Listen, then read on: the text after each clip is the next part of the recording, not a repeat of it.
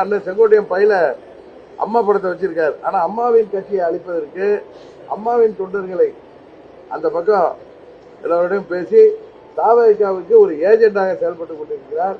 அவர் அண்ணன் எடப்பாடி பழனிசாமியை பார்த்து அம்மாவின் ஆத்மா மன்னிக்காது, தண்டனை கொடுக்குதுன்னு சொல்றது 100% தவறு.